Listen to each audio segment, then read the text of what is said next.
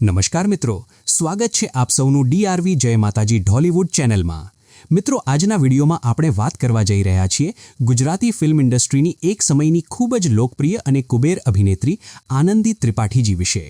જો આપ અમારા ચેનલ પર નવા હો તો ચેનલને સબસ્ક્રાઇબ કરવાનું ભૂલશો નહીં।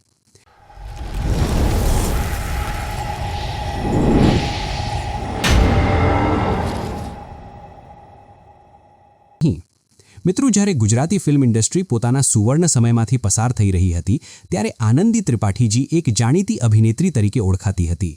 તેમણે ગણપતિ ફિલ્મ, અનેક ગુજરાતી ફિલ્મોના ગીતો તેમજ ગુજરાતી નાટકોમાં પણ કામ કર્યું છે।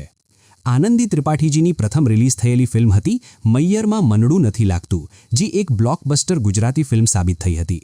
આ ફિલ્મ માટે તેમને ગુજરાતી સ્ટેટ અભિનેત્રી એવોર્ડથી પણ સન્માનિત કરવામાં આવ્યા હતા।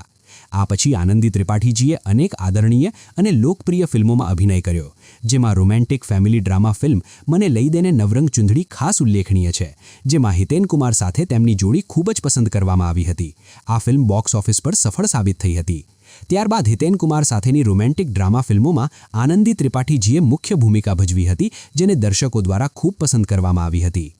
મહાવીર ત્રિપાઠી દ્વારા દિગ્દર્શિત એક રોમેન્ટિક કોમેડી ડ્રામા ફિલ્મમાં પણ આનંદી ત્રિપાઠીજીનું અભિનય નોંધપાત્ર રહ્યું। આ પછી મારા રુદિયા રંગાણા તમે સાજના જેવી એક્શન મ્યુઝિકલ ડ્રામા ફિલ્મમાં પણ તેમણે કામ કર્યું, જેનું દિગ્દર્શન જસવંત ગંગાણીએ કર્યું હતું। નરેશ કનોડિયા અને હિતુ કનોડિયા સાથે પણ આનંદી ત્રિપાઠીજીએ મુખ્ય ભૂમિકામાં કામ કર્યું। ફિલ્મ માટી અરેમાં હિતુ કનોડિયા તરીકે તેમની ભૂમિકા દર્શકોને ખૂબ જ પસંદ પડી હતી। ગોરી તને લઈ જાઉં, વિધાતા જેવી રોમેન્ટિક ફેમિલી ડ્રામા ફિલ્મોમાં પણ આનંદી ત્રિપાઠીજીએ મહત્વની ભૂમિકા ભજવી। વિધાતા ફિલ્મ હિતેન કુમાર સાથે હતી અને તેને દર્શકો તરફથી સારો પ્રતિસાદ મળ્યો હતો। આખરે હિતેન કુમાર, હિતુ કનોડિયા, મોના થીબા, નરેન્દ્ર મહેતા અને મમતા સોની સાથેની ફિલ્મમાં આનંદી ત્રિપાઠીજી મુખ્ય ભૂમિકામાં જોવા મળ્યા, જે બોક્સ ઓફિસ પર એવરેજ સાબિત થઈ હતી। અને આનંદી ત્રિપાઠીજી મૈયરમાં મનડું નથી લાગતું ભાગ 2 પણ કામ કર્યું હતું।